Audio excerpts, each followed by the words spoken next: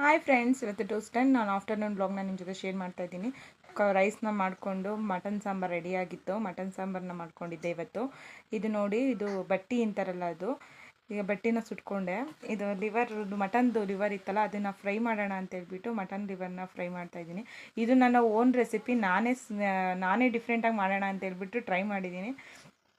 ಏನೂ ಇಲ್ಲ, ನಾನು ಚಿಕನ್ನ ಮಾಡಿದ್ದೆ. ಈ ಥರ ಚಿಕನ್ ರೆಸಿಪಿನೇ ಇವತ್ತು ಮಟನ್ ಲಿವರಲ್ಲಿ ಟ್ರೈ ಮಾಡಿದ್ದೀನಿ. ತುಂಬ ಚೆನ್ನಾಗಿ ಬಂದಿತ್ತು. ನಿಮ್ಗೇನಾದರೂ ಈ ರೆಸಿಪಿ ಬೇಕಂತ ಅಂದರೆ ನಾನು ಯೂಟ್ಯೂಬಲ್ಲಿ ಫುಲ್ ವೀಡಿಯೋ ಇದೆ, ಅದರಲ್ಲಿ ನೋಡಿ. ಏನಿಲ್ಲ, ಸಿಂಪಲಾಗಿ ಮಾಡ್ಕೊಂಡಿದ್ದೀನಿ. ಎಣ್ಣೆ, ಹಸಿಮೆಣ್ಸಿನ್ಕಾಯಿ, ಈರುಳ್ಳಿ ಎಲ್ಲನೂ ಬಾಡಿಸ್ಕೊಂಡು ಲಿವರ್ನ ಹಾಕ್ಕೊಂಡು ಅದಕ್ಕೆ pepper powder, garam masala powder, ಈ ಥರ ಏನು ಖಾರ ಇರುತ್ತೆ, ಇದು ಉಪ್ಪೆಸರು ಖಾರ ಅಂತ, ಅದನ್ನು ಮಿಕ್ಸ್ ಮಾಡಿಕೊಂಡು ಸ್ವಲ್ಪ ಅರಿಶಿನ ಪುಡಿ, ಉಪ್ಪನ್ನ ಹಾಕ್ಕೊಂಡು ಮಿಕ್ಸ್ ಮಾಡ್ಕೊಳ್ಳೋದು. ತುಂಬ ಚೆನ್ನಾಗಿರುತ್ತೆ, ತುಂಬ ಟೇಸ್ಟಿಯಾಗಿಯೂ ಇರುತ್ತೆ. ನೀವು ಒಂದ್ಸಲ ಟ್ರೈ ಮಾಡಿ ನೋಡಿ. ಇದು ನನ್ನ ಓನ್ ರೆಸಿಪಿ. ಇದನ್ನು ನಾನು ಚಿಕನಲ್ಲಿ ಮಾಡಿದೆ, ಇದೇ ಫಸ್ಟ್ ಟೈಮ್ ಮಟನ್ ಲಿವರಲ್ಲಿ ಟ್ರೈ